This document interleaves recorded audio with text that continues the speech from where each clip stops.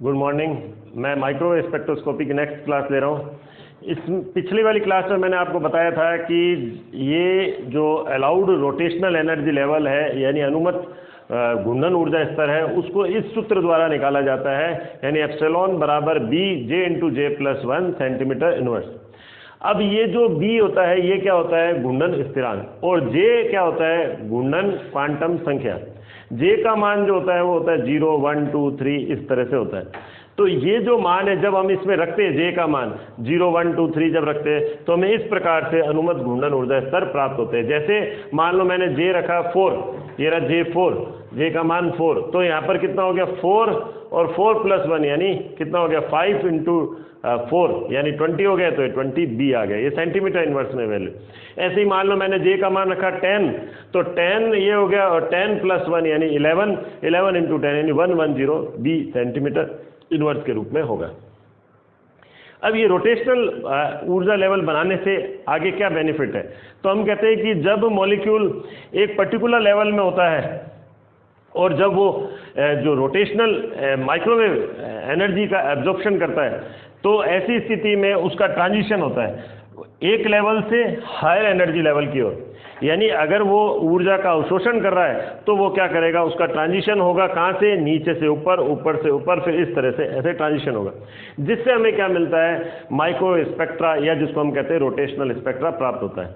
यानी अणु microwave reason से एनर्जी का अवशोषण करके ये डिफरेंट रोटेशनल ट्रांजिशन दिखाएगा, यानी घूर्णन संक्रमण दिखाएगा, और उसके बाद हमें घूर्णन स्पेक्ट्रा प्राप्त हो जाएगा।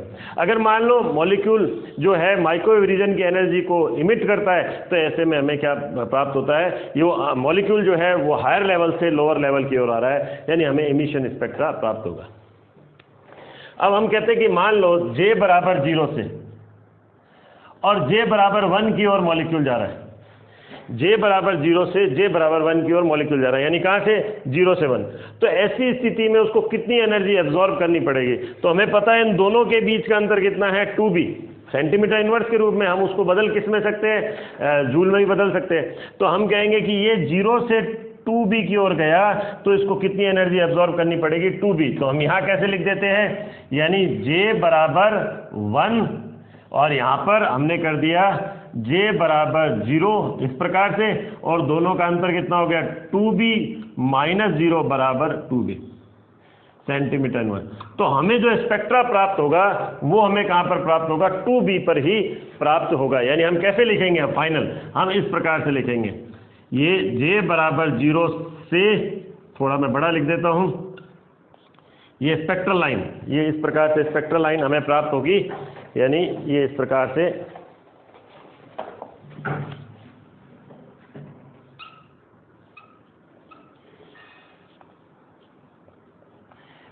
हमें लिखना पड़ेगा J बराबर 0 से J बराबर 1 पर स्पेक्ट्रल लाइन अपीयर, यानी स्पेक्ट्रल रेखा, ये स्पेक्ट्रल रेखा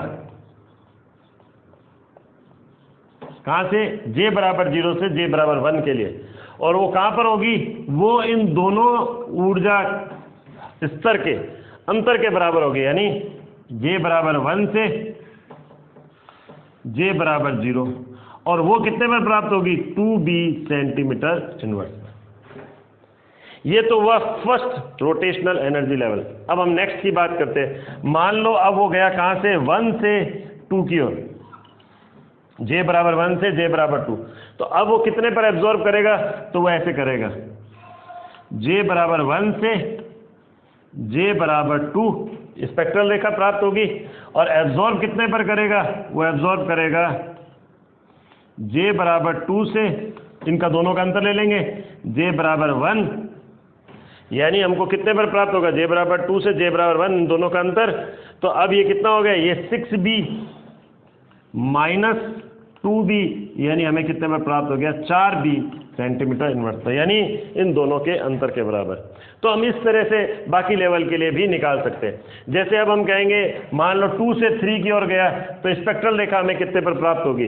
स्पेक्ट्रल रेखा हमें प्राप्त होगी, मैं इसको यहाँ से मिटा देता हूँ,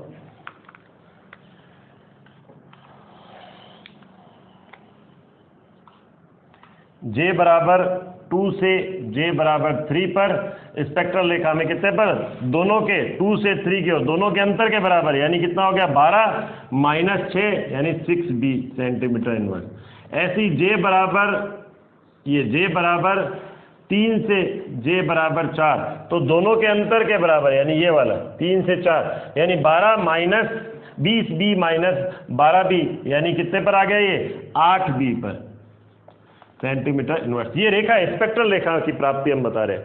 तो इस प्रकार से हमें, अगर मान लो हम कहते हैं j बराबर 4 से j बराबर 5, तो हमें कितने पर होगा, ये रहा 4 से ये रहा 5 की ओर, 4 से 5, तो 30b माइनस 20b यानी हमें कितने पर प्राप्त होगी 10b सेंटीमीटर इनवर्स। तो इस प्रकार से हमें स्पेक्ट्रल रेखाएं डिफरेंट प्रकार से प्राप्त होगी।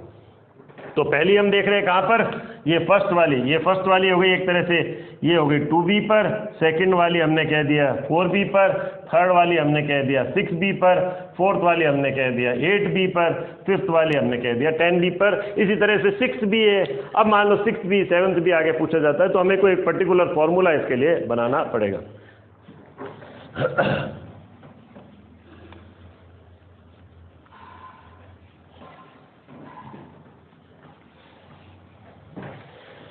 अब मान लो हमसे कहते हैं कि आप निकालो 10b से लेकर 20b तक, यानी हमें यूं भी कह सकते हैं, चलो हमें यूं क्वेश्चन पूछा जा सकता है, मान लो कहते हैं कि हमें आप 10वें लेवल से 11वें लेवल में ऊर्जा का अंतर क्या होगा, तो अब और स्पेक्ट्रल रेखा हमें कैसे प्राप्त होगी, तो हमें इसे किस प्रकार से बनाएंगे, तो हमें, मैं इसको यहाँ से मिटा रहा हूँ,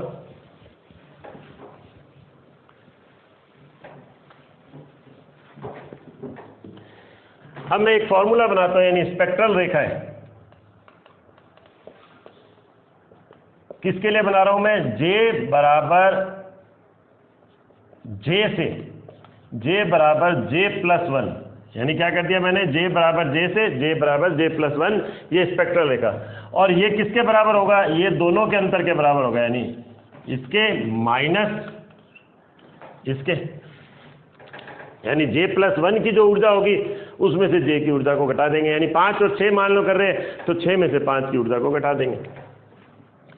अब ये फॉर्मूला हमें पता है कितने के बराबर होता है, ये वाला हमें पता है कितना है, जैसे पहले मैं ये रखता हूँ, ये वाला कितना हो गया b j into j+1 centimetre inverse, और ये वाला कितना हो जाएगा, j की जगह हमें क्या रखना है j+1, और यहाँ j की जगह j+1 रखा तो कितना हो गया j+2, तो हमने कह दिया b, j+1 को हमने कॉमन ले लिया, ब्रैकेट में j+2 माइनस यहाँ पर आ गया j से j कट गया, तो हमारे पास आ गया 2b j+1 सेंटीमीटर इनवर्स। तो आपको अगर मान लो पूछा जाए,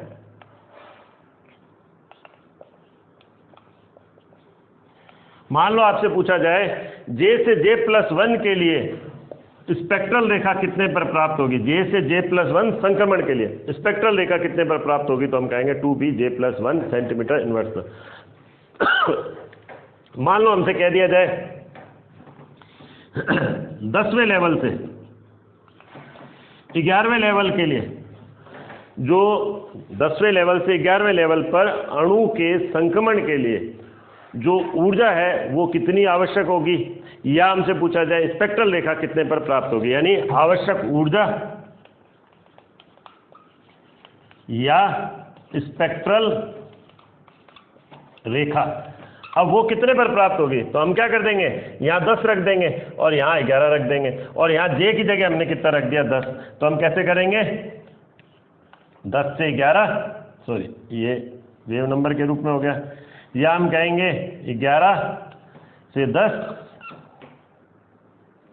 और यहाँ कितना रख देंगे 2b, इसकी जगह हमने रख दिया 10 + 1, यानी आ गया हमारे पास 11 और ये हो गया 22b सेंटीमीटर इनवर्स पर हमें ऊर्जा जो स्पेक्ट्रल रेखा है वो प्राप्त होगी। कब, जबकि संक्रमण, अणु का संक्रमण 10वें घूर्णन ऊर्जा स्तर से 11वें घूर्णन ऊर्जा स्तर की ओर हो रहा है। और ऐसे ही अगर आपसे पूछा जाए, मान लो 15वें घूर्णन ऊर्जा स्तर से 16वें घूर्णन ऊर्जा स्तर की ओर हो रहा है, तो यहाँ 15 रख देंगे, 16वें से 17वें की ओर हो रहा है तो यहाँ 16 रख देंगे। तो इस प्रकार से हम विभिन्न घूर्णन ऊर्जा स्तर के बीच का अंतर को ज्ञात कर सकते हैं, और साथ ही हम स्पेक्ट्रल रेखा कहाँ कहाँ पर प्राप्त होगी इसे भी हम इन फॉर्मूलों के बेस पर, ये तो हो गया अनुमत घूर्णन ऊर्जा स्तर का फॉर्मूला और ये हो गया हमारे पास स्पेक्ट्रल रेखा की प्राप्ति का फॉर्मूला, इससे हम ज्ञात कर सकते हैं। आज के लिए इतना ही, अगला टॉपिक नेक्स्ट वीडियो में। Thank you.